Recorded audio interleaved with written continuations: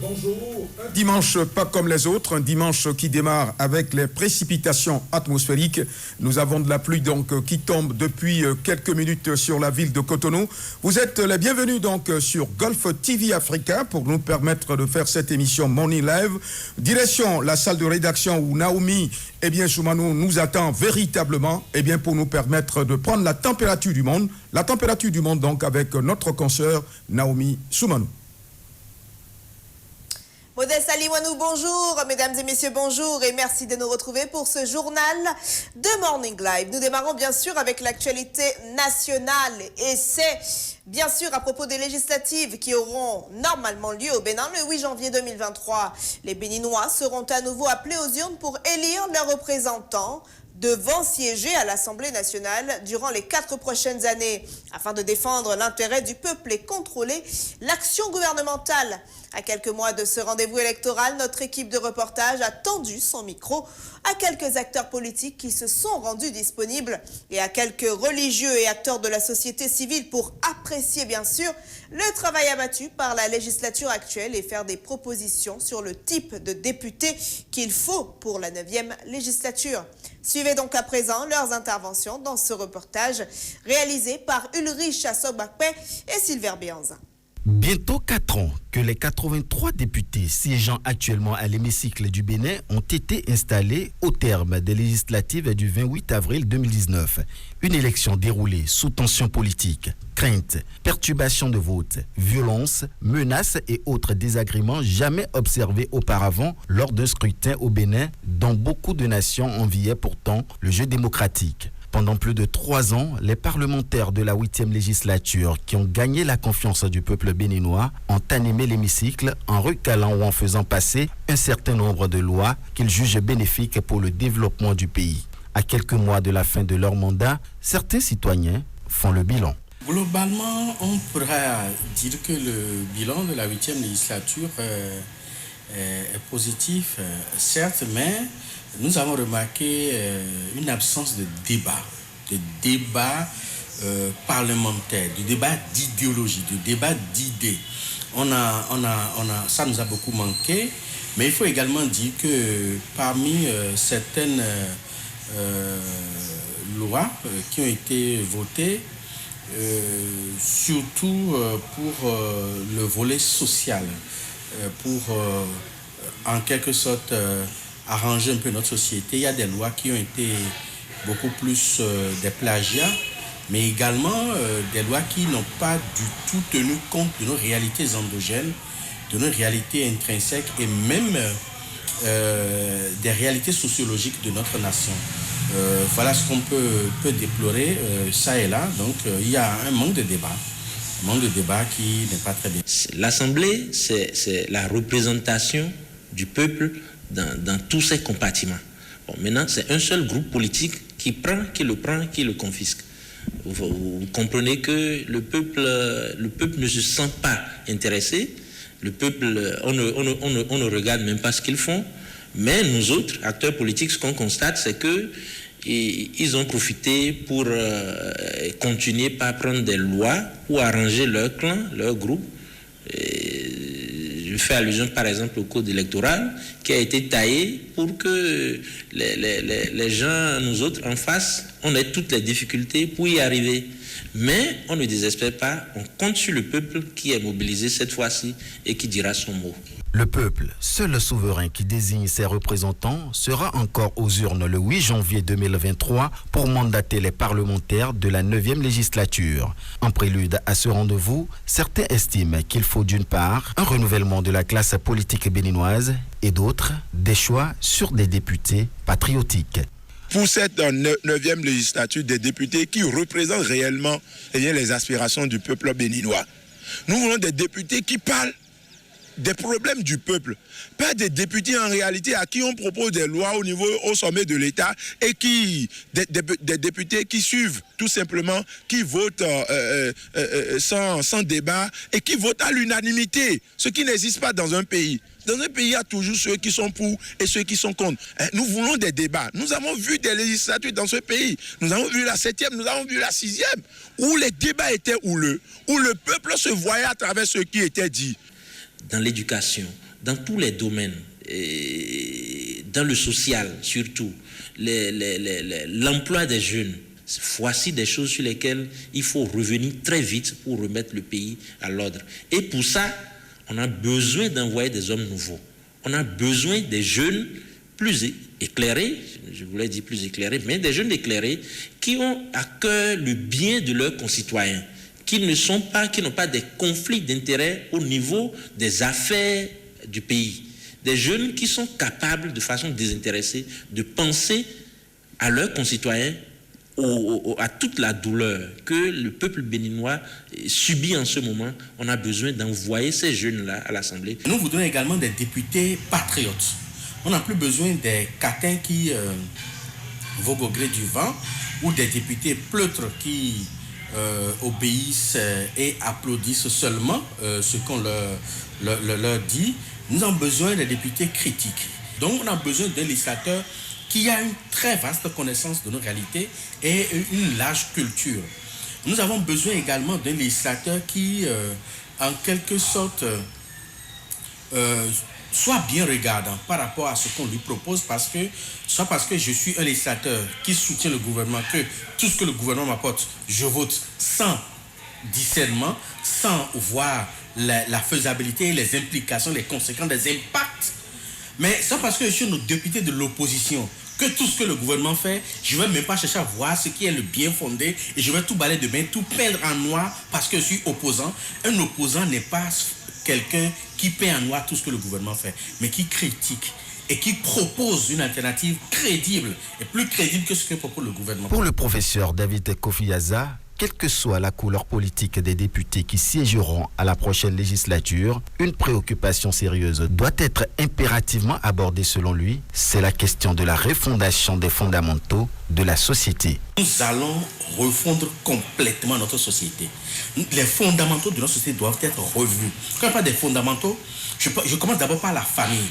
Quand je parle de la famille, je parle de l'organisation familiale, du tissu familial. Il faut revoir ça. Maintenant, refondre également complètement notre société en matière d'éducation. Parce que notre système éducatif aujourd'hui ne cadre pas avec nos réalités endogènes. Ce qui fait que nous formons des gens qui ne sont utiles en rien du tout si ce n'est que de parler le bon français. En fait, c'est de ça qu'il s'agit. Les gens font 5 ans, 6 ans, même parfois 7 ans après le bac. Et puis, écoutez, aujourd'hui, là, nous formons des pharmaciens. Mais on va faire 7 ans d'études, on devient pharmacien, mais on n'est pas capable de composer un seul médicament.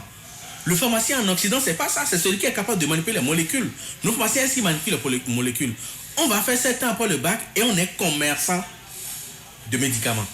Ce que les femmes d'Adjegoun hier faisaient sans aucun diplôme. C'est-à-dire qu'elles n'ont jamais pied à l'école, mais c'était de grandes commerçantes de médicaments. Mais il faut aller faire 7 ans d'abord pour redevenir commerçant de médicaments, au même titre que la femme qui n'a jamais pied à l'école. Ça veut dire qu'on perd le temps pour rien du tout.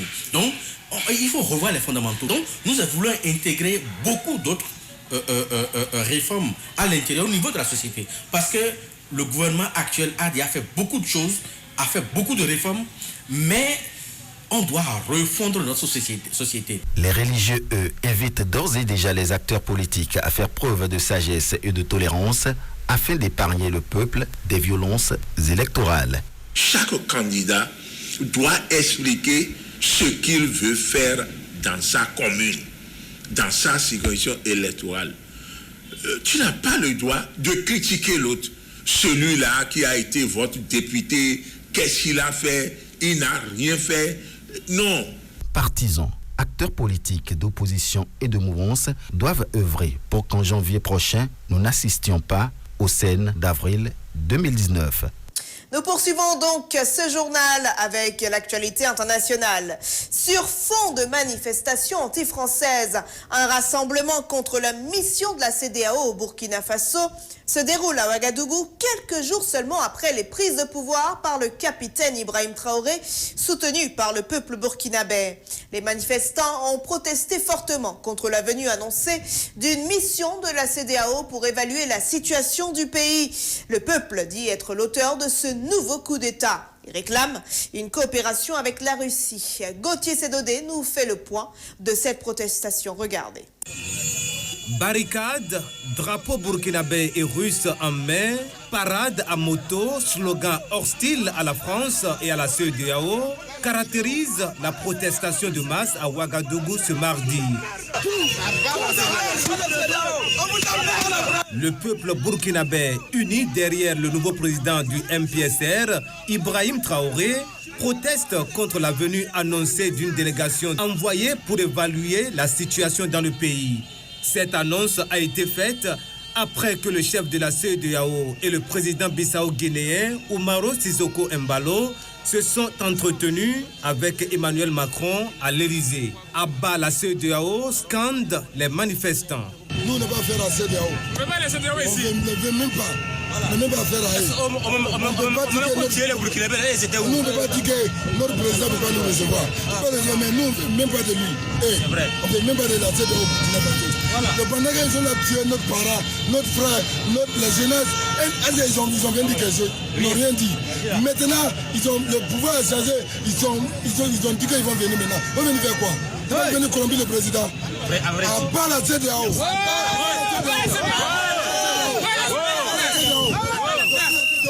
Nous, moyens nos pays là. Nous, regardez le pays là avec nous.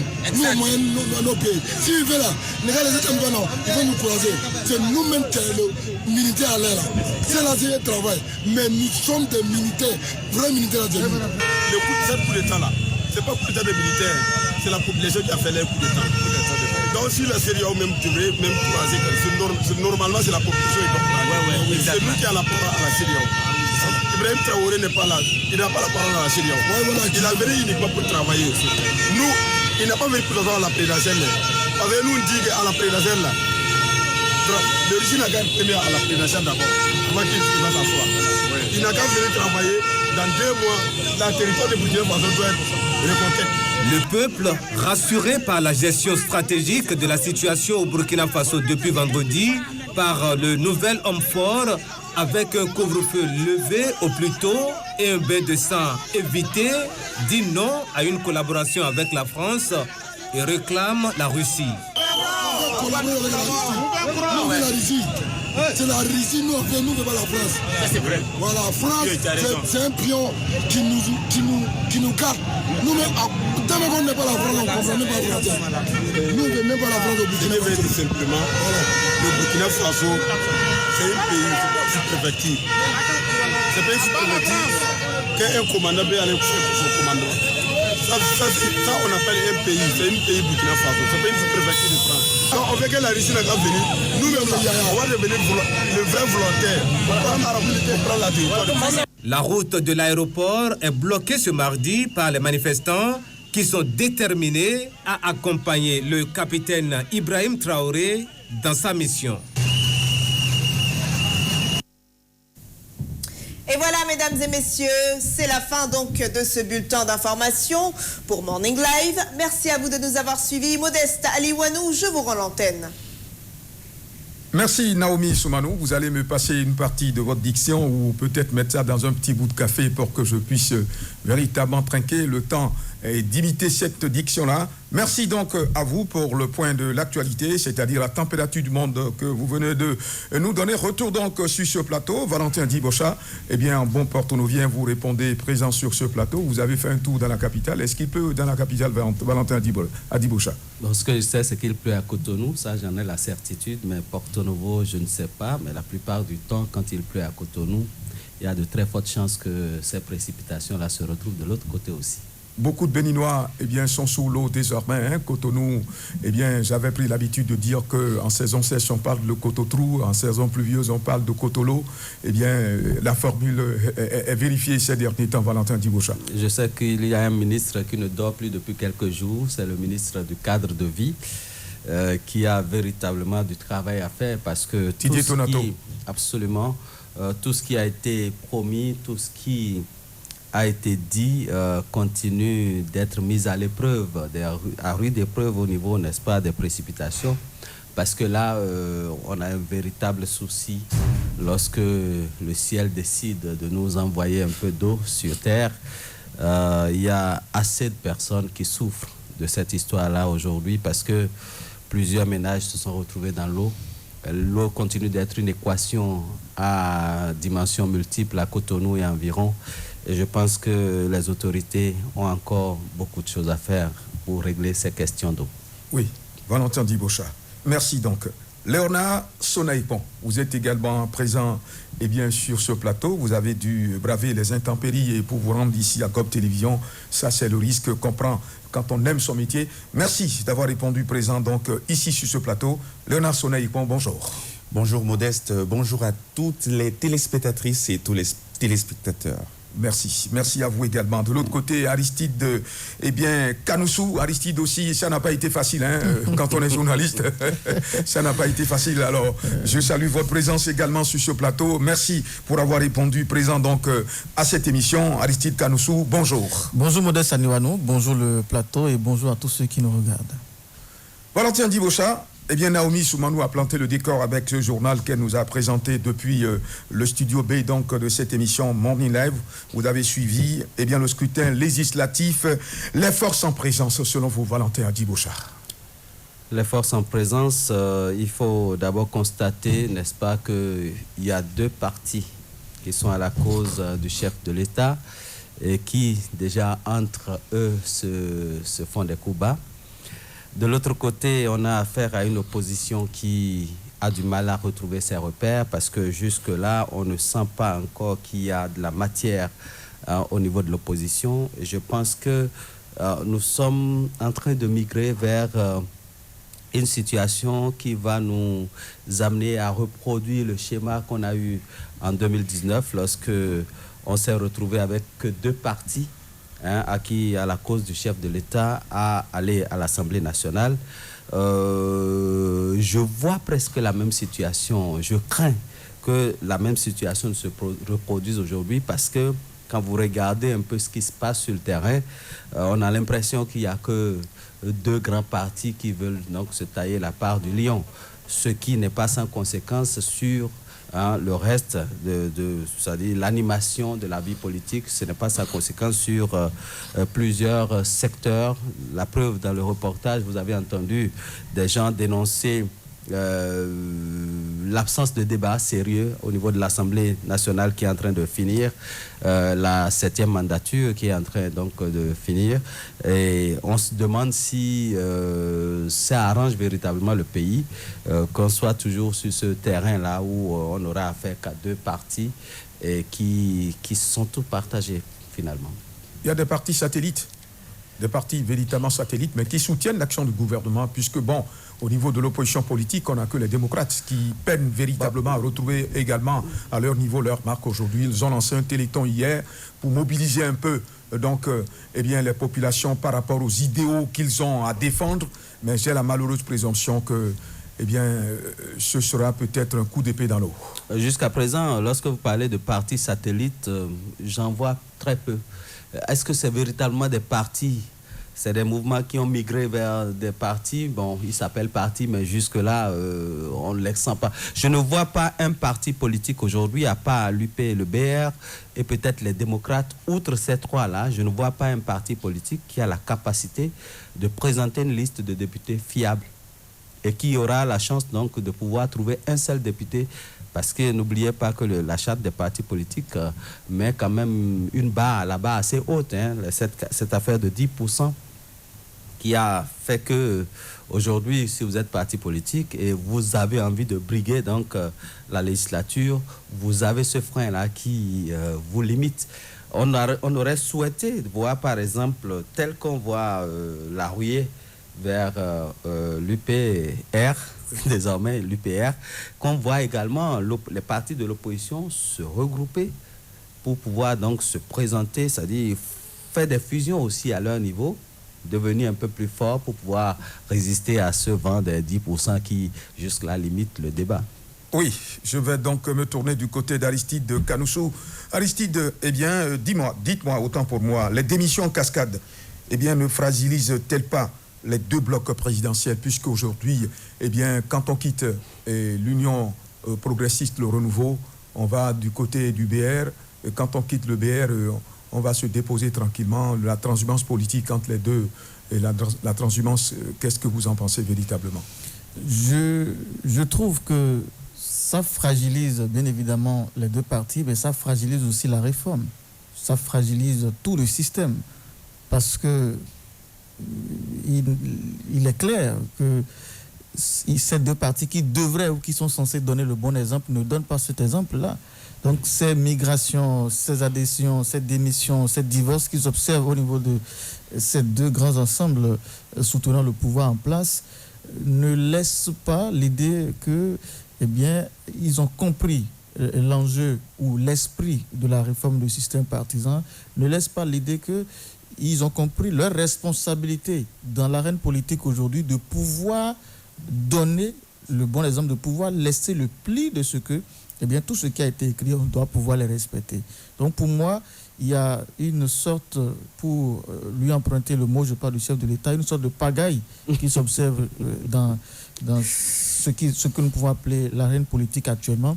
Donc pour nous, il y a lieu que l'opposition s'organise, comme Valentin Adiboucha a commencé par le dire, mais figurez-vous, l'opposition a commencé par s'organiser, mais eh bien, elle s'est fait infiltrer, comme on le dit en griffe, elle s'est fait infiltrer et l'idée a été mise à l'eau très tôt.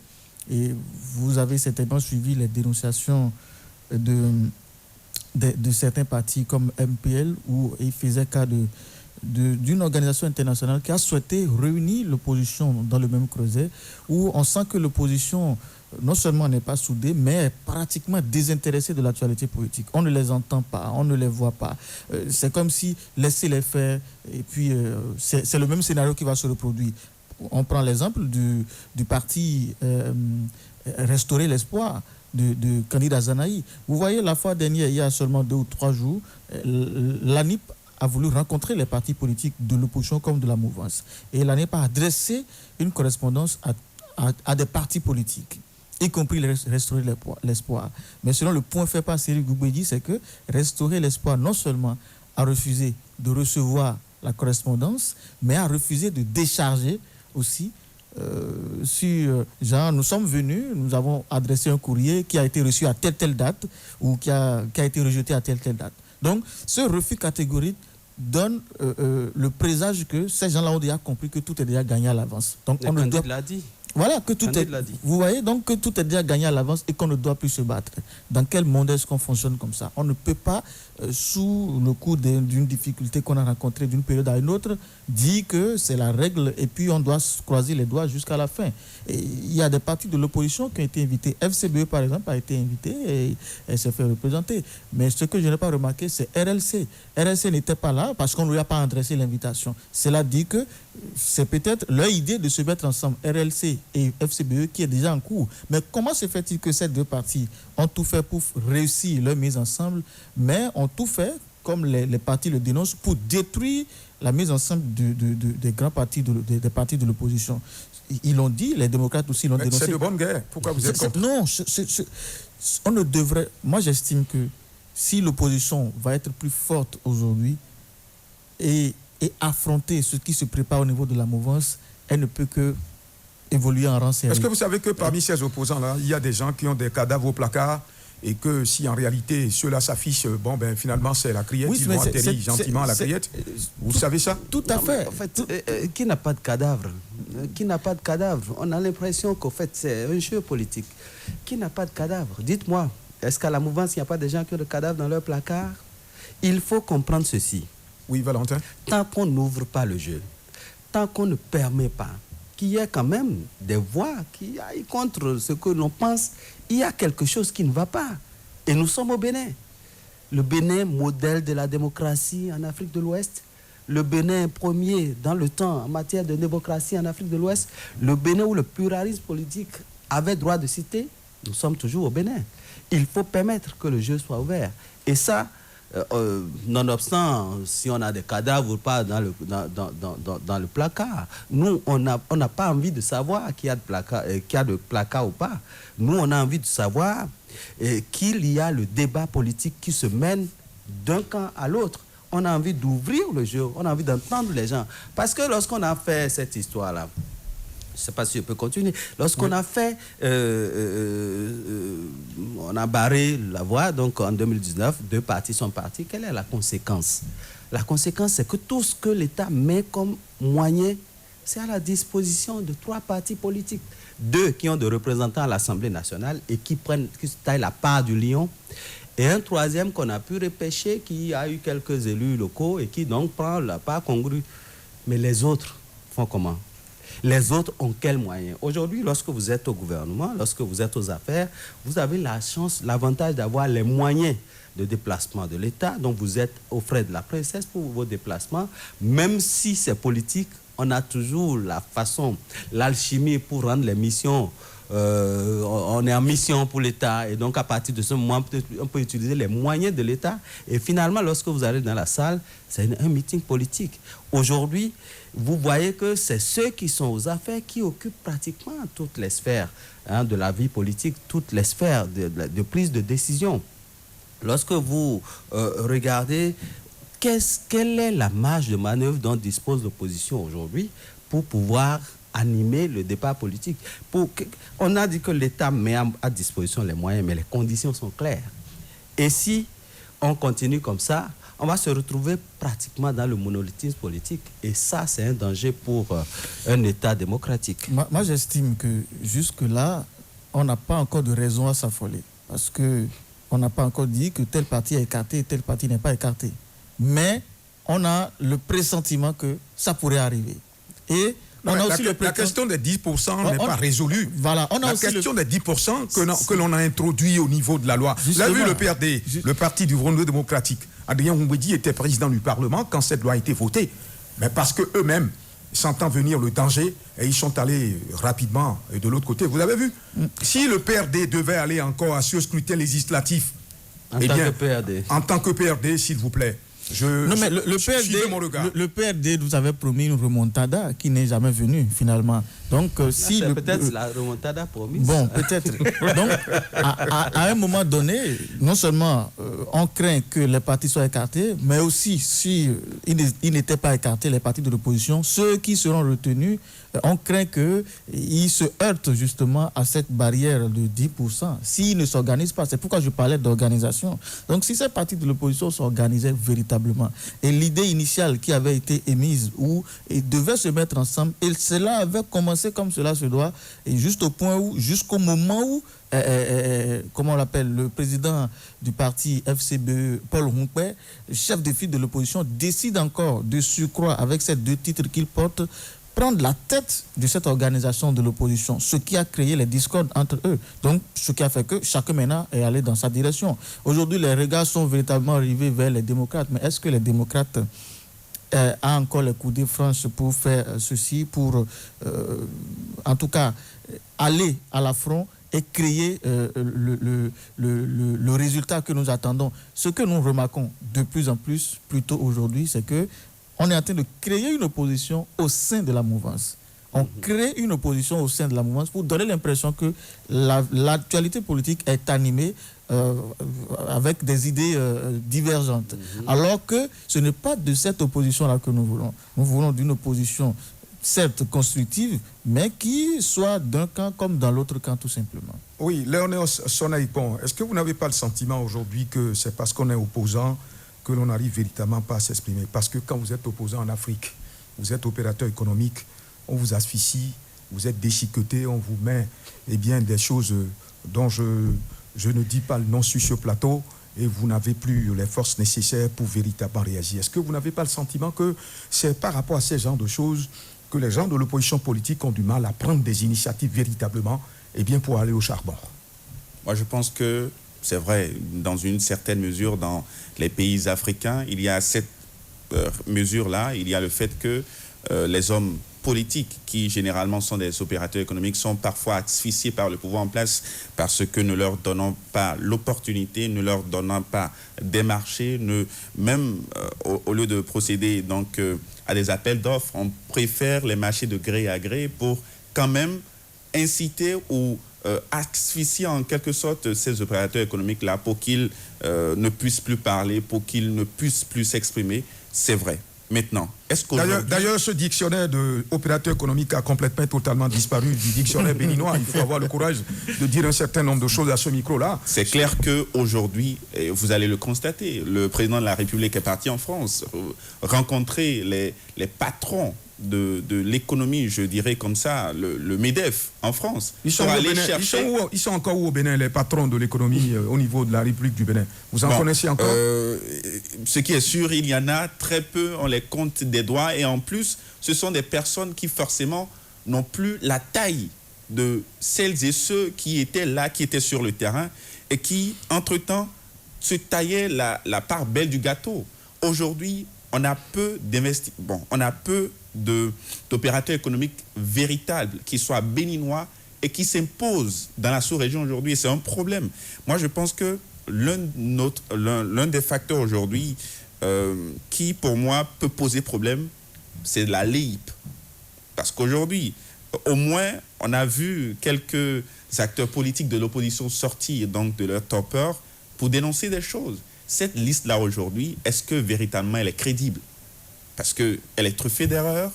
On n'associe pas l'opposition donc à cette liste. Mais c'est une opposition buissonnière. Alors que... C'est une opposition buissonnière, puisque vous avez suivi Aristide tout à l'heure qui disait qu'on a voulu que le parti Restaurer l'Espoir participe à une conférence de presse, mais pourtant ils ont opposé une fin de non-recevoir. Chaque parti politique est dans son droit d'opter pour la position qui semble la mieux pour elle, ou bien pour lui. Aujourd'hui, quand vous regardez le parti Restaurer l'Espoir, le parti Restaurer l'Espoir est toujours resté dans une posture de ne pas participer aux élections parce que c'est un parti qui se dit que les textes, tout ce qu'on a fait en réalité, c'est pour les écarter. Et donc, ils sont dans une posture de la politique de la chaise vide. Ils ne sont pas là pour participer aux élections. C'est à juste titre que le jeune Kimi Tokpe a quitté le parti parce que vous ne pouvez pas avoir d'avenir politique dans un tel parti. C'est impossible. Vous êtes là, vous êtes acteur politique, mais quand on est acteur politique, c'est qu'on veut gérer la société, qu'on pense avoir de meilleures idées pour proposer à la population. Mais quand on propose à la population, c'est aller donc au perchoir, c'est user donc de son statut de député, pourquoi pas de maire, pourquoi pas d'élu communal.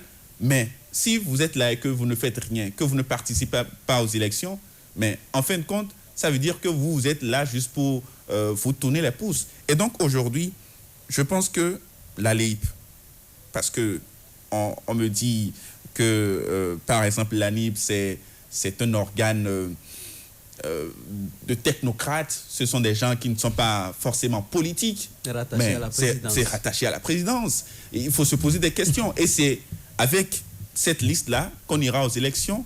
Il y a des opposants aujourd'hui.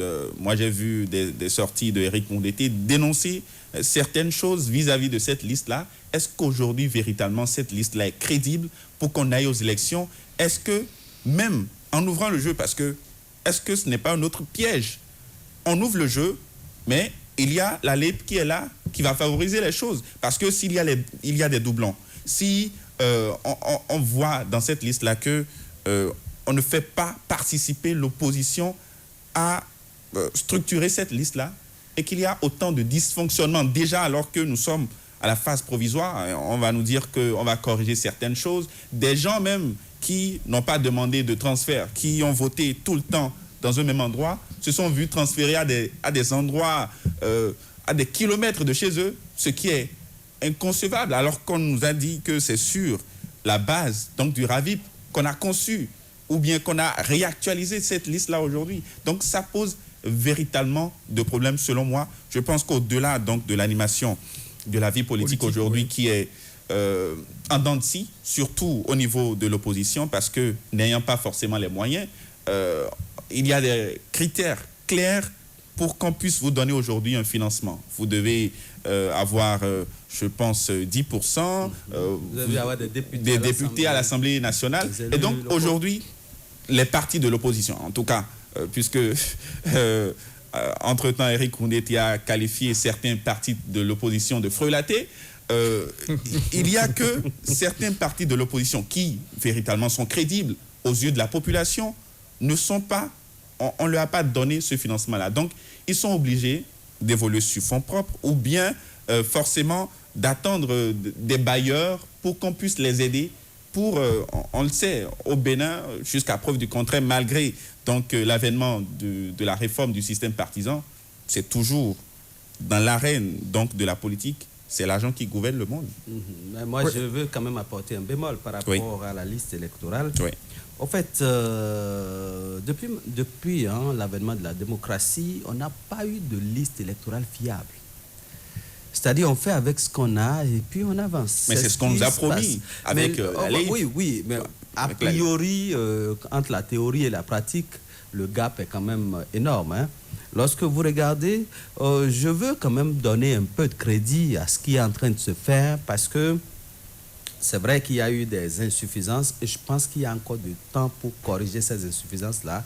Mais je trouve quand même la chose un peu évoluée. Parce qu'aujourd'hui, lorsque vous tapez dans la base de données, moi j'ai essayé avec un certain nombre de personnes à entrer dans la base de données, à chercher à comprendre s'ils sont à leur poste et tout le reste, et les résultats sont positifs. C'est vrai que des politiciens dénoncent, par exemple, on a un peu de soucis à faire de la radiation des gens qui sont décédés, parce que tout le système n'est pas moulé. Et là encore, c'est un autre débat, parce que quand quelqu'un décède, il y a tout un protocole avant de pouvoir réussir à l'éjecter du système. Entre donc le décès qui est intervenu à l'hôpital et les délais accordés aux parents pour prendre les documents et faire tout ça, c'est difficile. Donc, on a encore des soupçons de présence de gens qui sont décédés et tout le reste. Mais je pense que si l'ANIP se prend très vite au sérieux, elle pourra réaliser, donc éjecter ces gens-là et puis avoir une liste, quoique peu, crédible. Il faut attendre une bonne liste sur la distance, c'est pas... Absolument. C'est sur la distance qu'il faut espérer une bonne liste. Mais quand même, Modeste, il faut souligner que c'est un instrument politique. Oui. Il ne faut pas l'oublier. On ne dit pas non. On ne dit pas non. Est-ce qu'un instrument politique, parce que quand on prend l'ANIP permet aujourd'hui aux gens d'avoir les actes et tout ça, mais on est sorti déjà de ce registre. Un instrument politique, on doit pouvoir associer les deux camps. Si on va aux élections et qu'au lendemain des élections, parce que ce que moi je crains, c'est qu'au lendemain des élections, l'opposition puisse sortir et dire que, entre-temps, la liste n'était pas crédible. Non, au fait, donc aujourd'hui, est-ce que véritablement... Je mets un peu de bémol parce que, au fait, ça a toujours été ça. Hein. Ça a toujours été ça, que l'opposition ne soit pas entièrement d'accord avec tout ce qu'on dit. Qui est l'opposition aujourd'hui? C'est ceux qui étaient à la mouvance hier. On a vu, on a fait l'expérience de la LEPI. Et chaque 6 mois, donc, on envoyait des députés au niveau du COS LEPI. Mais qu'est-ce que ça a donné? Qu'est-ce que la présence, n'est-ce pas, de ces politiques-là a apporté d'extraordinaire? Rien du tout, c'était des mangeons clubs. Il faut avoir le courage de c'est-à-dire on se partage. C'est des mangeons clubs, c'est des clubs que les gens ont créés pour dilapider des fonds appartenant à la République. Maintenant, c'est qu'il faut voir la formule. Je ne sais pas vraiment quelle formule trouver pour que ce que vous dites là soit réalité. Est-ce qu'il faut avoir des technocrates aux couleurs de partis politiques? Moi, ce qui me dérange un peu, ce qui m'a un peu gêné peut-être dans cette histoire de l'EI, c'est la coupole. C'est placé, n'est-ce pas, sous l'autorité de la présidente de la République. Or, ça aurait pu être un instrument donc technique, soit placé sous la Sénat ou placé peut-être sous le ministère de l'Intérieur. Peut-être ça aurait atténué un peu cette façon de voir les choses. Donc, mais pour l'instant, nous sommes en pleine expérimentation d'un outil perfectionné. Ailleurs, les choses ont tellement évolué, mais nous sommes en train de rentrer dedans. C'est vrai que tout ce qui se fait... Vous avez vu le vote la dernière fois en République démocratique du Congo? Non, pas en République démocratique du Congo, au Brésil, s'il vous plaît. Le vote était un vote électronique. Non, mais le Brésil a déjà franchi ce cap-là il y a bien longtemps. Il y a très longtemps. Il y a très longtemps. Nous souhaitons que notre République aussi puisse atteindre ce niveau-là et que les technocrates qui véritablement sont chargés de toiletter la liste électorale permanente informatisée puissent véritablement s'adonner à cela et qu'on ait une liste fiable pour que les années à venir, qu'il n'y ait plus de contestation au niveau des élections. Valentin Diboucha, au regard de ce qui se passe, avec votre permission, cette question de 10% perdue, est-ce que vous n'avez pas le sentiment que nous tendons droit vers cette politique d'exclusion qui n'a pas permis aux partis politiques de l'opposition d'aller aux élections que nous avons connues en République du Bénin? les dernières élections, s'il vous plaît? Moi, j'aimerais quand même... Oui, ça, votre constat est pertinent. Nous tirons donc vers l'exclusion. Mais j'aimerais quand même que, puisqu'il est encore temps qu'on s'asseye et qu'on voit si cette affaire de 10% a vraiment permis d'avoir des partis politiques forts. J'ai l'impression qu'on a des instruments politiques et non des partis politiques. On n'a pas encore véritablement, même l'UPR dont on parle aujourd'hui, pour moi, ce n'est pas encore un parti politique fort. Parce qu'il faut voir la base sur laquelle, les fondements sur lesquels sont posés l'UPR pour savoir si véritablement ceux qui y sont parce qu'ils sont engagés. Moi, j'aimais bien le PRD, par exemple. Le PRD, ancienne version. Le PRD, ce n'était pas un parti politique, c'est un parti politique de gens engagés. Hein. Lorsque vous allez dans la région de l'Ouémé Plateau, les gens appartiennent au PRD par conviction, en fait. Ce n'est pas des gens qui viennent à cause des 2000, 3000, non. C'est des gens qui étaient là. C'est comme une religion, le PRD. C'était comme une religion. Et le PRD a traversé les époques. Vous voyez, un enfant naît, son père est PRD, il devient PRD lui-même par conviction. C'est des valeurs qui s'inculquaient de génération en génération. Bon, aujourd'hui, on a un parti qui s'appelle UPR. On avait déjà connu, on en avait connu des regroupements qui ont donné FC quoi. On en avait connu un certain nombre de regroupements. Voilà, et qui ont disparu juste le temps d'une élection. Oui. Donc, on a l'impression qu'on va encore vers ce schéma et c'est un jeu politique. Et moi, je suis entièrement d'accord. J'ai même réfléchi, j'ai dit, mais comment le PRD a pu intégrer l'UP et a réussi à imposer son logo? Il a réussi à bouleverser tout le dispositif. L'arc-en-ciel. Wow. Ça, c'est quand même un exploit. Hein. On me dit, sur ce coup-là, il a réussi son affaire. Parce que voici un parti politique. Non, mais c'est un homme politique averti, Adrien Ngwedi. Oui, mais voici un parti politique. Vous savez qu'il a dirigé la première assemblée nationale béninoise. Absolument. Où il y avait des têtes fêlées. Charles Drépo. Oui, Charles Drépo, Jean-Marie Zohou, paix à son âme, Théophile Monchor, qui n'est plus de ce monde. Il y a eu des têtes en réalité qui étaient dans cette première assemblée, dont le coefficient intellectuel, Valentin Diboucha, tendait vers plus infini. J'ai l'impression qu'on n'aura plus jamais cette assemblée nationale où les débats étaient véritablement démocratiques, où les bases de la démocratie béninoise avaient été jetées, parce que cette première législature a eu le mérite de poser les fondements de la démocratie béninoise. Et lorsque vous rentrez à l'Assemblée, lorsque nous on était encore très petits, mais lorsque vous suivez les débats à la télévision, parce qu'il nous arrivait d'avoir une portion des débats, n'est-ce pas, au niveau de l'Assemblée nationale, on avait encore l'image de ces cheveux grisonnants qui menaient les débats avec un langage véritablement soutenu, avec, n'est-ce pas, des idées.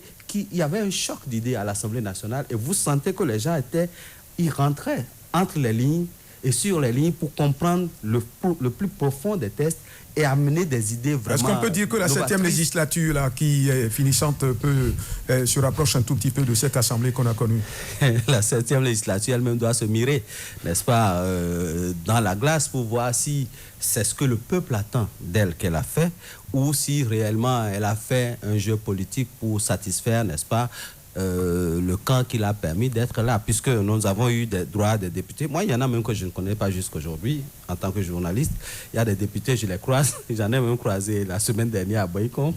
Il a fallu qu'ils me disent qu'il est député pour que je sache que c'est un député béninois. Je dis, waouh, c'est extraordinaire. 4 années, un journaliste ne connaît pas un député. Ça veut dire ce que ça veut dire.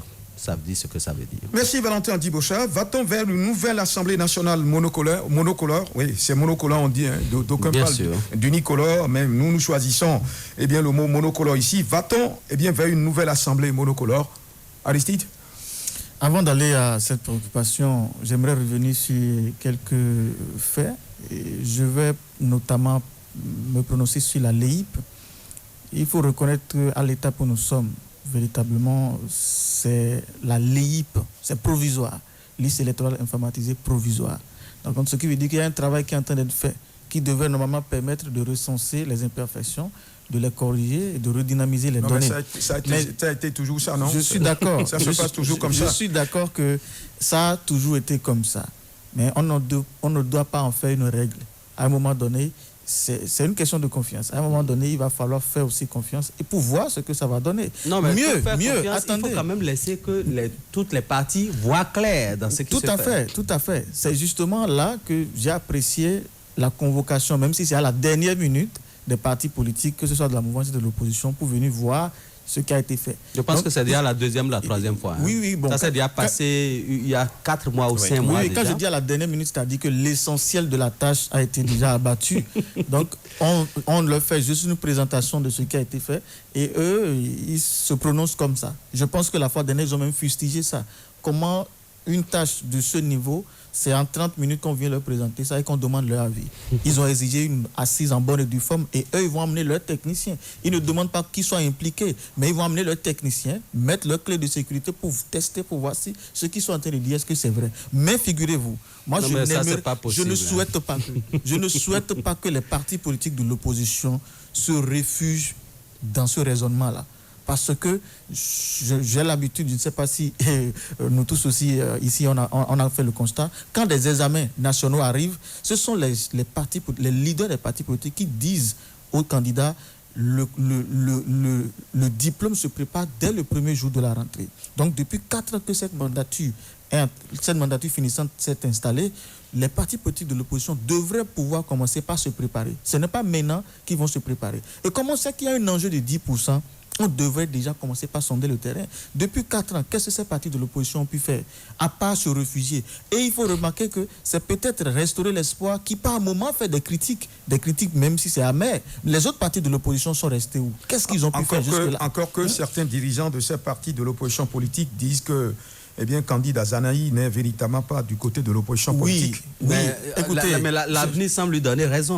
Tout à fait. Et je pense que Guy Mitokpe, son filleul l'a donné l'exemple. Il a dit, prenez l'exemple de Ousmane Sonko, qui au départ, les gens le prenaient comme un taupe, comme on le dit. Mais pas fini, il a été emprisonné et tout. Et c'est là que les gens ont remarqué qu'il disait vrai. Donc, en réalité, ces cas-là, ça ne manque pas en Afrique. Mais aujourd'hui, l'avenir semble donner raison à Candide Azanaï. Maintenant, moi, je ne souhaite pas franchement que les partis politiques de l'opposition trouvent ce alibi-là pour se dédouaner. Ils devraient pouvoir aller, depuis le moment où on parle de la cherté de la vie, aller au contact de la population, préparer les bases. C'est un sujet majeur qui peut leur permettre de conquérir véritablement le territoire. Rien que la cherté de la vie, ils iront vers la base, discuter avec la base, parler.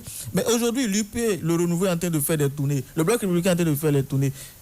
Qu'est-ce qu'on voit au niveau de l'opposition? Rien du tout. Est-ce que l'opposition a les moyens de faire cette tournée-là? Je vous l'ai dit, et on l'a dit tout à l'heure, comment on dit là, les opérateurs économiques les opérateurs économiques qui caracolent au niveau de l'opposition politique. Allez les dénombrer et dites-nous combien aujourd'hui ne sont pas asphyxiés financièrement. Mais c'est ça aussi l'autre donnée qu'il faut intégrer dans votre raisonnement. Modeste Aniwanou, ça c'est insulter l'intelligence du peuple béninois ou le peuple africain. Le peuple africain est devenu de plus en plus hybride ou évoluer, comme on peut le dire. Mature. Parce qu'ils connaissent de plus en plus les enjeux. Et mieux, quand c'est un enjeu qui les préoccupe, vous avez parlé de conviction, par exemple, de PRD avec conviction. Ces gens-là, ils n'ont pas besoin de l'argent pour se mobiliser pour vous. Oui, mais pour aller à la conviction. Non, écoutez, quand on parle de tournée, vous avez dit que vous êtes un parti politique capable d'avoir d'ancrage au plan national. Il vous suffit d'installer tous les bureaux à tous les niveaux et de faire peut-être un congrès par an, même si c'est un seul congrès par an que vous faites depuis 4 ans, vous auriez peut-être pu faire quelque chose de considérable. Alors quand vous faites un congrès et vous démobilisez tous ces gens-là qui sont sur le plan sur chaque département et qui représentent votre parti et vous leur donnez des feuilles de route qui travaillent avec les militants à la base, à la date d'aujourd'hui, je suis sûr que vous serez plus ou moins rassurant. Quand le PRD avait parlé de remontada, moi je pensais que c'est ce qu'il allait faire. Alors je pensais que l'opposition devrait être en avance même par rapport à cet avantage. Donc je pense qu'on ne doit pas se réfugier sur une liste fiable ou pas. Si le peuple décide qu'un parti de l'opposition passe, le parti va passer. Ça c'est clair. Répondez finalement à ma préoccupation, puisque je vous avais demandé si aujourd'hui on va véritablement vers une nouvelle assemblée monocolore, au regard de tous les développements qu'on a eu à faire sur ce plateau. Ça, la première chose à regarder, c'est au niveau de la barrière... de 10%. Non, pas d'abord de 10%. De la reconnaissance du parti à participer aux élections. Parce qu'il y aura des documents qu'on va leur demander. Figurez-vous, il y a le parti Mouel Bénin déjà qui est en train de dénoncer en tant que parti de la mouvance, qui dénonce que tout ce que la Sénat a listé là, ça viole le code électoral. Allez-y voir au niveau de l'opposition. Si ça viole le code électoral, il s'adresse à la Cour constitutionnelle. Bon, ça, ce n'est qu'une parenthèse. Ce n'est qu'une parenthèse. Quelle cour, Valentin Djibocha? La Cour constitutionnelle de Bénin. Je ne veux pas aller loin, s'il vous plaît. Je pense que c'est une parenthèse. Et quand ça évolue de cette façon, les partis politiques doivent déjà prendre leurs responsabilités. Après avoir passé cette étape où on reconnaît que tu dois participer normalement, jusqu'ici, on a l'impression que les démocrates sont sur la bonne voie. D'accord? Oui. Quand ils vont passer cette étape, voilà maintenant l'étape de 10%. L'étape de 10%, une fois que votre nom est déjà sur la liste, l'étape de 10%, c'est une étape primordiale, mais qui vous incombe, dont la responsabilité vous incombe en majorité. Parce que c'est vous qui devez pouvoir travailler le terrain et faire remarquer à tout le monde que, eh bien, nous avons tout fait pour faire une grande mobilisation et renverser la tendance. Actuellement, je pense que les partis de l'opposition, je le dis comme ça, ont plus d'avantages de se faire remarquer sur le terrain. Mais s'ils ne profitent pas de cette arme, de cette opportunité, et qu'ils se réfugient dans les prétextes que la LEIP n'est pas fiable, etc., c'est vrai, les élections truquées, on en a toujours connu, mais on peut renverser la tendance à travers les mobilisations, à travers la veille, parce que quand vous faites la veille, et comme cela se doit, dans tous les départements, vous déléguez des gens pour surveiller ou pour rester là comme des gendarmes derrière les agents électoraux. Attendez, qu'ils le veuillent ou non, l'élection sera crédible. C'est de ça qu'il est question. Oui, l'élection sera crédible. C'est pas aussi simple. C'est pas aussi simple, mais c'est possible. Rendez-vous compte, rendez-vous compte que les dernières élections, eh bien, il y a eu des choses qui ont été véritablement mise à la portée. Parce que modeste, si on ouvre les vannes véritablement et que l'opposition participe à ces élections, l'opposition peut profiter aujourd'hui du contexte social. C'est-à-dire qu'il y a la cherté de la vie et en allant donc en campagne, ils vont se tabler là-dessus parce que le Béninois, c'est quelqu'un qui aime le veau de sanction. Donc, au temps opportun, ils diront, mais ceux qui sont là, qu'est-ce qu'ils ont fait finalement? Et donc, l'opposition apporte des idées, dit une fois au Parlement, nous allons faire ci, tant. Et donc, aujourd'hui, moi, je pense que l'opposition est dans une bonne posture si, véritablement, on permet à cette opposition-là d'aller aux élections. Parce que pour moi, la seule condition pour qu'on n'ait pas un Parlement monocolore, c'est qu'on puisse permettre à l'opposition de participer aux élections. Oui, il faut supprimer cette question de 10%. Valentin Djibocha, au lendemain de ce scrutin législatif, oui, il faut supprimer cette question de 10%. Non, je pense qu'il faut revoir peut-être. Il faut revoir, oui. Dans une certaine mesure, il faut que ceux qui véritablement au niveau du Parlement ont voté cette loi se retrouvent encore de nouveau. Parce que ce n'est pas au fait cette histoire de 10% qui fait qu'on a des partis forts. Non. La base est déjà faussée. C'est exactement comme la constitution de la CEDEAO et tout le reste. La base est faussée. Et quand la base est faussée, le résultat n'est pas bon. On aurait pu procéder autrement et avoir des partis forts qui peuvent donc phagocyter les frettins pour pouvoir faire animer la vie politique. Parce que même ceux qui gagnent la manne, quand vous allez dans les tests, ils doivent avoir des représentations dans chaque département. Oui. Mais faites une tournée dans le Bénin. À peine 2 ou 3 respectent véritablement ce test-là. Pourtant, ils prennent près du demi-milliard ou plus du demi-milliard au niveau de la Sénat chaque année. Donc, c'est pour vous dire qu'en réalité, si ceux qui déjà même gagnent la manne n'arrivent pas à respecter à la lettre les tests, ce n'est pas ceux qui sont dans l'opposition qui auront donc la capacité de le faire. Et l'autre chose, c'est l'accès équitable, par exemple, aux médias de service public, qui n'est pas du tout une réalité. Je ne vois même pas encore un rédacteur en chef au niveau de la chaîne nationale qui puisse tendre son micro à un parti de l'opposition plus de 5 fois dans un mois et qui n'aurait pas une demande d'explication de la hiérarchie. Donc c'est toute une réalité. C'est-à-dire, lorsqu'on dit que les dés sont pipés ou le jeu est vissé, c'est réel. L'arbitre même n'est pas neutre. Est un joueur. Est un joueur. Donc vous jouez contre 11 plus 1 et peut-être la population, une partie de la population. C'est-à-dire ceux qui ont les moyens, c'est-à-dire font comme s'ils sont éternels. Et aujourd'hui, les risques, c'est qu'on couvre une implosion. C'est de l'intérieur que va partir le mouvement qui va peut-être déstabiliser tout le système. Et là, ça, on le dit peut-être en prophète, mais c'est presque évident qu'il y aura de l'implosion. Parce que là, à accepter que des gens viennent avec toute une armada pour intégrer un parti qu'on avait déjà peut-être renié hier et qu'on se retrouve ensemble aujourd'hui, les places sont discutées et la guerre sera rude. Et après les élections du 8 janvier, les résultats seront là parce que les fâchés iront encore rejoindre peut-être Paul Hunkwe ou Eric Ndete de l'autre côté. Oui, Valentin Dibosha, dernière question sur ce volet. On aurait dû véritablement aller loin encore avec ce sujet. On pourrait faire toute l'émission avec ce sujet, mais avec votre permission. Valentin Dibosha, il est à craindre, selon moi, une nouvelle révision de la Constitution du 11 décembre 1990 si on laisse les choses évoluer de la manière dont elles évoluent aujourd'hui, puisque les partis de l'opposition politique, si elles ne se réveillent pas, il n'y aura pas une opposition digne de ce nom au niveau de la représentation nationale. Je suis entièrement d'accord avec l'analyse de Aristide tout à l'heure lorsqu'il dit que l'opposition même est amorphe. C'est-à-dire, voici des gens qui estiment qu'ils veulent aller conquérir le pouvoir, donc disons renverser tout un système, mais qui dorment sur leur laurier. On n'a pas l'impression, même le peu de moyens dont ils disposent. Aujourd'hui, prenez votre téléphone et appelez un chef de parti de l'opposition, qu'il soit opposition modérée ou opposition extrémiste. Prenez votre téléphone et appelez-les et voyez s'ils ont la capacité de parler. Il n'y a pas d'opposition extrémiste au Bénin. Donc, disons-nous la vérité, quelque part, ils sont amorphes. Ils ne sont pas encore prêts eux-mêmes pour le combat. Parce que nous sommes là, Aristide, Léonard l'a dit tout à l'heure, le terrain est favorable. Il y a plusieurs raisons, n'est-ce pas, qui amènent le peuple à censurer. Mais pour que le peuple censure, il faut leur présenter un programme. Même les partis de la mouvance aujourd'hui, quand je regarde le fond de leur programme, je ne vois pas grand-chose, au fait. Ce qu'on nous vend, premièrement, c'est que nous sommes les partis du chef de l'État. Ça, ce n'est pas un programme de campagne. On se cache derrière l'aura du président de la République. Absolument. Pour prétendre gagner les élections. Et il va falloir que les Béninois se réveillent. Ceux qui regardent la nature des costumes pour faire le vote, ils doivent comprendre qu'aujourd'hui, il faut regarder le fond. Lorsque un candidat est en face de vous et vous soumet son programme, il faut bien étudier cela avant d'aller poser. Il faut peut-être regarder sous son costume, si le costume n'est pas déchiré quelque part. Parce que on avait miroité.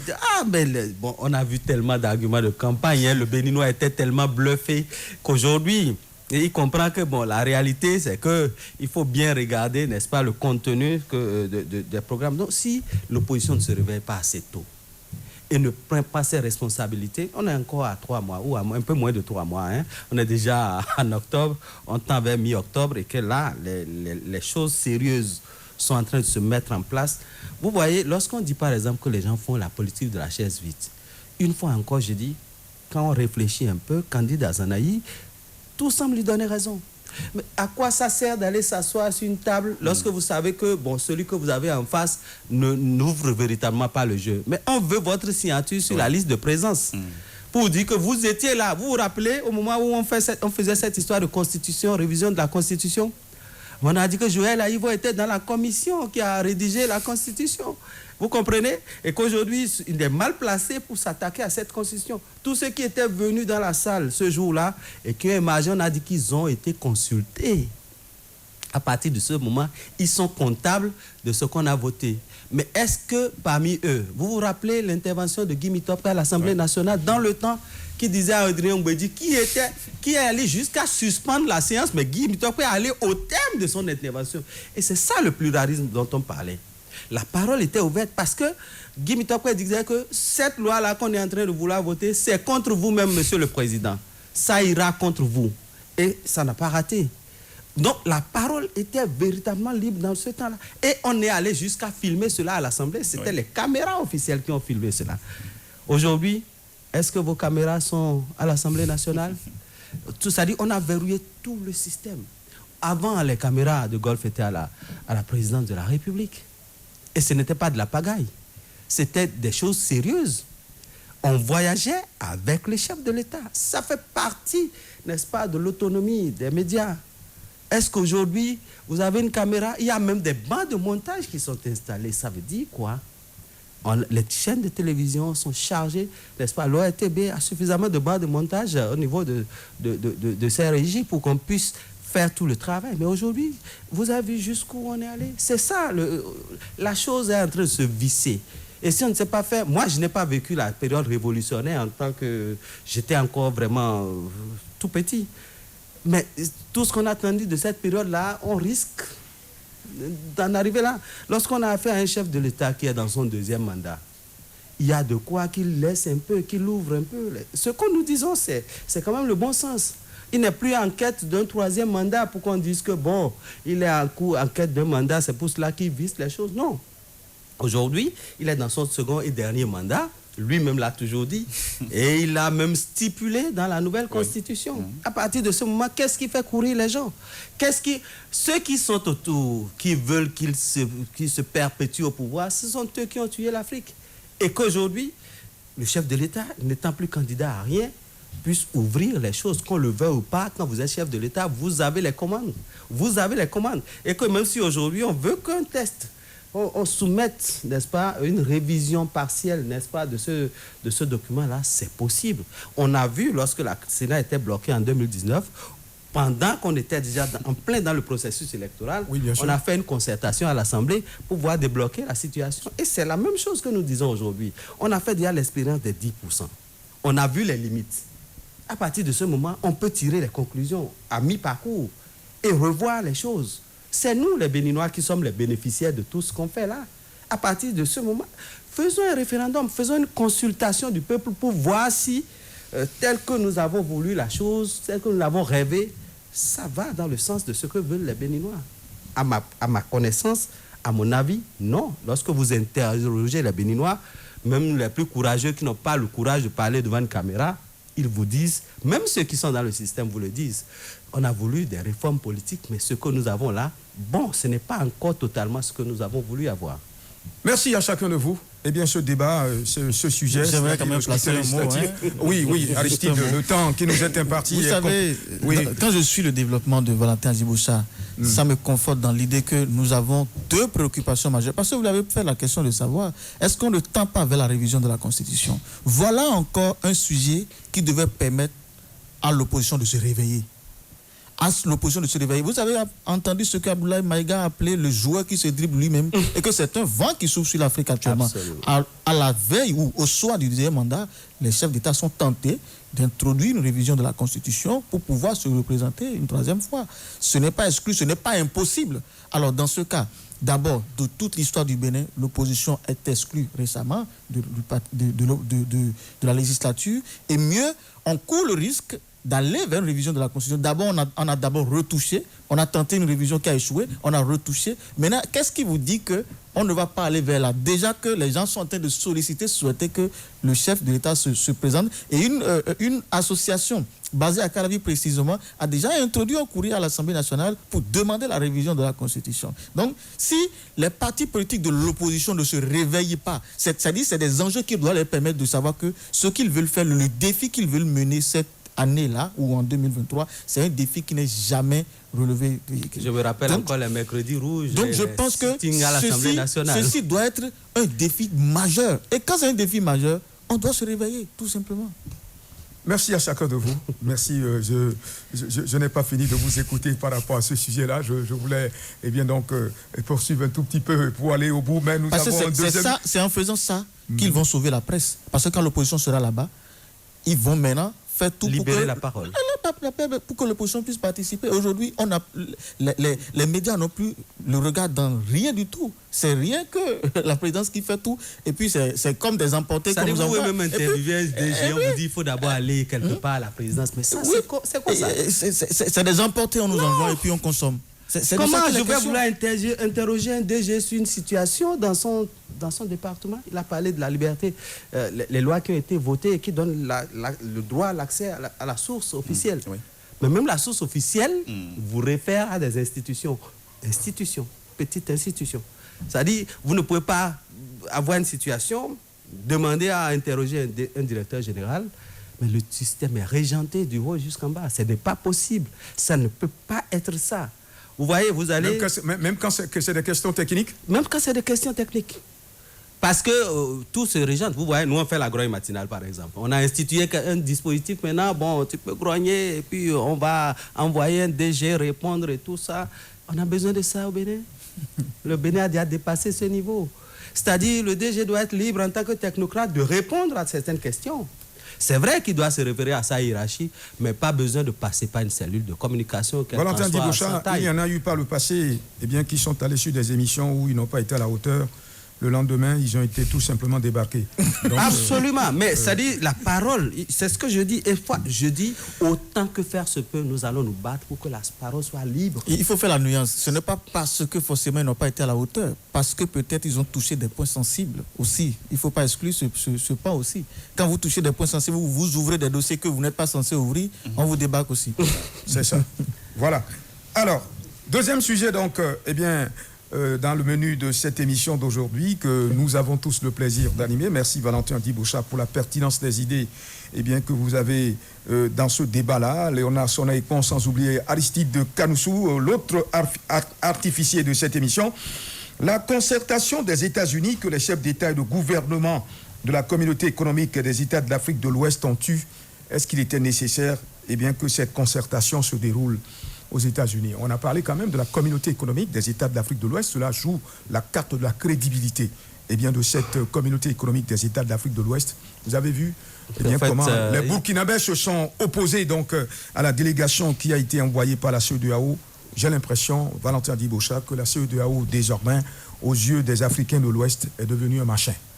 En fait, je vous le dis, il y avait matière, il y a quelque chose, il y avait de la braise aux fesses des chefs d'État. Ils ont trouvé que le temps de rentrer, c'était trop long. Mais ce n'est pas la première fois qu'on les voit se réunir hors de leur territoire. Rappelez-vous qu'il y a des rencontres africaines qui se tiennent en France, surtout lorsqu'on parle des pays francophones. Ce n'est pas la première fois. Mais là, l'intervention du Premier ministre malien a vraiment bouleversé, je vais dire même toute la hiérarchie, la géopolitique mondiale. Il y avait... J'ai l'impression que c'était trop long pour eux de rentrer. Et puis n'oubliez pas que Emmanuel Macron était dans les couloirs et tirait donc sur la ficelle. Donc cette rencontre qui a eu lieu, elle a presque été forcée. Elle a presque été forcée. Parce que tout de suite, Emmanuel Macron a rencontré un certain nombre de chefs d'État et c'est sûr qu'ils ont reçu des consignes. Et à partir de ce moment, il fallait donc... Est-ce qu'il fallait céder aux consignes d'Emmanuel Macron ou véritablement se concerter entre Africains et venir organiser le sommet sur le continent africain? C'est ce que nous vous disons. À partir du moment où vous n'avez pas les coudées franches pour diriger votre pays et que vous pensez que vous êtes un valet, n'est-ce pas, du colonisateur, il y a de quoi que dès qu'ils claquent des doigts, on se précipite pour se... Parce qu'il fallait pour eux faire une déclaration. À partir du moment où le Premier ministre malien s'est attaqué à presque toute la hiérarchie mondiale. À presque toute la hiérarchie mondiale. Et je vous assure, jusqu'aujourd'hui, j'ai du plaisir à lire ce discours-là. Donc, ce discours, et moi je m'y attendais, a tellement mis du feu. La hiérarchie mondiale, il faut le préciser, qui est trempée dans les coups bas. Absolument. Donc, ce discours a tellement mis du feu aux fesses à ces messieurs qu'ils étaient obligés de faire cette rencontre parce qu'il fallait réagir pour montrer que Valentin Diboucha, s'il vous plaît. Valentin, si vous étiez président de la République, présidente en exercice de la communauté économique des États de l'Afrique de l'Ouest, est-ce que vous allez accepter que les chefs d'État et de gouvernement de la communauté que vous dirigez se réunissent aux États-Unis, même si Macron est en train de tirer sur les ficelles? Vous connaissez les pionniers, n'est-ce pas, de la CEDEAO aujourd'hui? Les pionniers parlant des pays francophones. C'est des gens, vous voyez, ça me rappelle l'intervention de Aboubacar Takou qui lui a coûté la fermeture de son journal pendant quelque temps. Dans le temps, on avait une rencontre du Conseil de l'Entente où il disait qu'une rencontre de chefs d'État mal élus. Ça allait d'une boutade, ça lui a valu ce que ça lui a valu, mais au fond, quand vous regardez ceux qui étaient venus du Conseil de l'Entente, c'était des gens qui se reprochaient quelque chose en cette matière. Aujourd'hui, les instruments que nous avons, les personnalités que nous avons dans cette CEDEAO-là et qui, n'est-ce pas, essaient de... Vous allez remarquer que depuis un certain temps... Valentin, vous n'avez pas répondu à ma préoccupation. Faites un développement qui ne m'intéresse pas, s'il vous plaît. Je vous ai demandé si vous étiez président de cette communauté économique et on vous dit de vous réunir, de réunir vos pairs. Eh bien, aux États-Unis, vous allez le faire, moi. Si moi, déjà, moi, président de la République, président en exercice, j'oppose une fin de non-recevoir. En fait, et c'est sur le continent africain. Oui, Valentin Diboucha. Je suis un mécanicien de la langue et je la manipule à mon aise. Pour moi, je ne serai jamais chef d'État parce que je ne pense pas... Vous savez, le courage dont nous faisons montre là, en fait, c'est au prix de notre liberté. Oui, tout à fait. Le courage dont nous faisons montre, c'est au prix de notre liberté. C'est-à-dire, parfois, quand nous parlons, et que nous nous asseyons et nous regardons ce que nous disons, attention, moi je viens d'un séminaire qui parle, n'est-ce pas, des dispositions réglementaires mises en place pour contrôler, n'est-ce pas, les médias. Attention, il y a beaucoup de choses qui nous limitent dans notre travail. Vous comprenez? C'est-à-dire quoi? Vous me mettez dans la peau d'un chef d'État que je ne serai jamais. Moi, je ne serai même pas un chef d'État parce que je ne raisonne pas de la manière dont raisonnent peut-être nos chefs d'État, qu'il soit le président de la CEDEAO qui est une présidente tournante et tout le reste. La chose est claire. Dans ma réponse, je vous ai dit que ces gens-là, ils n'ont pas les coudées franches pour prendre toutes les décisions. Et nous, on était fiers parce que notre chef d'État, il se démarquait de solo. Il avait mis un certain nombre de principes en place. Mais vers la fin du mandat, bon, on le sent un peu affaibli dans cette prise de position-là. Nous, on était tellement fiers parce que, par exemple, quand mon chef de l'État reste à la présidence pour recevoir un chef d'État, il envoie un ministre à l'accueillir à l'aéroport. Nous, on est fiers de cela parce qu'on se dit, voilà quelqu'un qui retourne l'ascenseur à ces gens-là. Donc, vous allez comprendre que quand vous rentrez dans la réelle politique, les donnes changent et les positions également changent. Elles finissent par basculer d'un côté ou d'un autre. Il a été victime, n'est-ce pas, de ces prises de position pendant un certain temps au niveau même de la CEDEAO, même de la sous-région. Mais finalement, il y a eu concertation, accord, on a fini par se comprendre sur un certain nombre de choses. Les chefs d'État de la CEDEAO se sont réunis. C'est vrai, le lieu n'était pas le meilleur pour le faire et il n'y avait même pas matière, n'est-ce pas, à se réunir parallèlement à cette rencontre des Nations Unies. Il n'y avait pas matière à le faire, il n'y avait pas urgence, mais je vous dis, le discours de ce monsieur, ça a bouleversé les décibels. Aristide Canosso, votre point de vue par rapport donc à cette situation? Je pense que l'Afrique doit relire son histoire révolutionnaire. Les chefs d'État, c'est vrai, ils sont contraints, mais ils ne sont pas en quelque sorte obligés. Au prix de leur liberté, certains peuvent mener le combat et dire non, nous ne le faisons pas là-bas. Et le peuple souverain de l'Afrique que nous représentons, le peuple, là, je suis certain que ce peuple va les soutenir. Si jamais ils prenaient le risque, parce que c'est un risque, il faut le reconnaître, quand ils vont prendre le risque de poser un refus à la délocalisation de ce sommet vers les États-Unis, eh bien, le peuple va les soutenir. Mais qui a le courage de prendre ce risque? Mais qui a le courage de le faire? Il a parlé tout à l'heure du chef de l'État, Patrice Talon, qui au départ nous émerveillait, mais par la suite, on s'est dit, mais qu'est-ce qui s'est passé entre-temps? On se dit, ou bien c'est peut-être la partie invisible de l'iceberg qu'il a fini par nous sortir, ou bien il y a des non-dits qu'on ne comprenait pas. Donc, finalement, il nous faut un courage constant, loin de la peur, pour pouvoir renverser cette tendance-là. On ne peut pas renverser cette tendance-là avec cette diplomatie dont ils sont en train de faire usage. Vous avez vu Abdoulaye Maïga, vous avez vu le Mali, c'est de ça qu'il est question. Il faut être catégorique, ferme, rigoureux et constant. Sinon, on va rester là à tourner en rond tout simplement. Oui.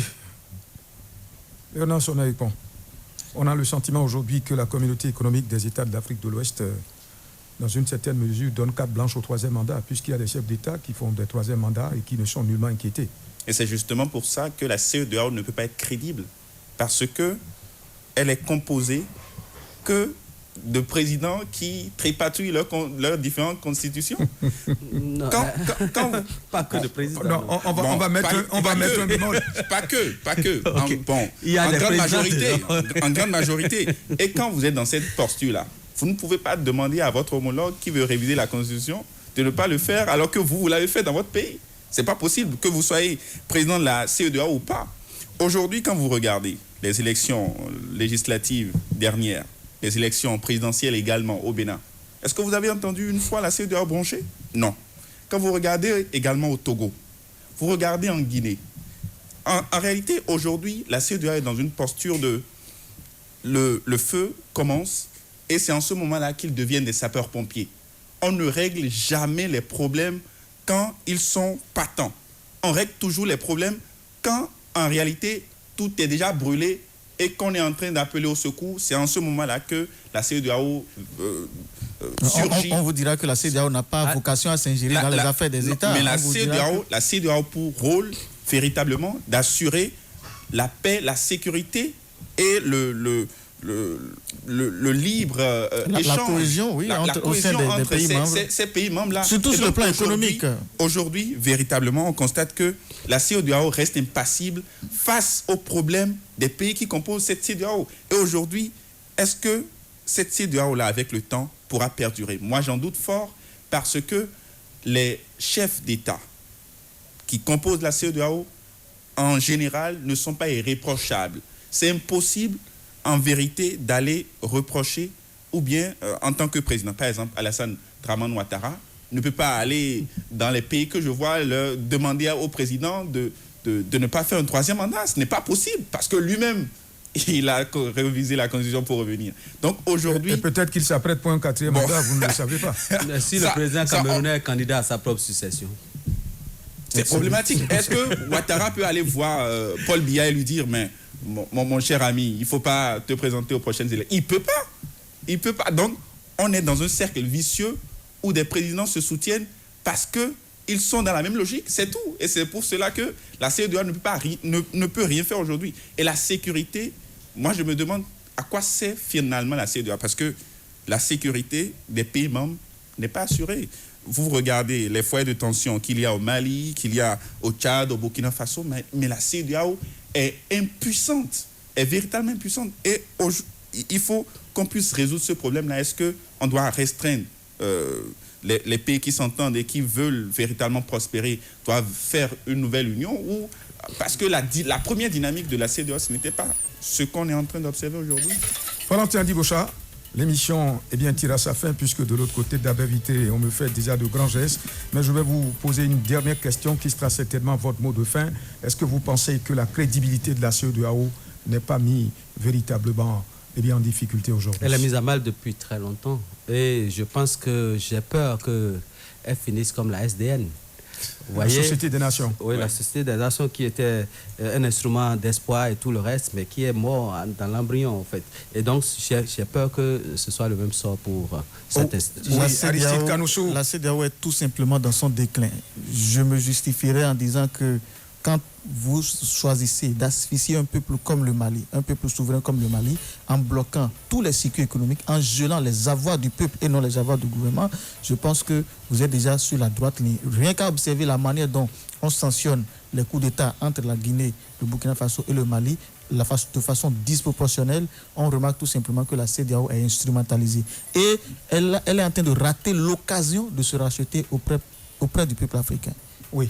On peut dire aujourd'hui que la CEDEAO n'a pas véritablement les coups de franche, parce que si on doit attendre des ordres du colon, ou bien que ce soit Emmanuel Macron qui dise « je vais appeler tel président et vous allez voir ce qui va s'en suivre », cette CEDEAO-là n'a plus véritablement sa raison d'être aujourd'hui. Il faut trouver un autre organe de substitution pour véritablement accomplir ce qu'on voulait de la CEDEAO au départ. Valentin Dibosha, Léonard Sonné-Ekpon, Aristide de Kanoussou, Modeste Dossa Niwanou. De l'autre côté d'Abé-Vitré, il y avait notre ami Ghislain Passema Adewale avec toute son équipe. Nous vous avons présenté Morning Live de ce dimanche 9 octobre 2022. Terminus, tout le monde descend. On prend rendez-vous pour samedi prochain, si Dieu le veut.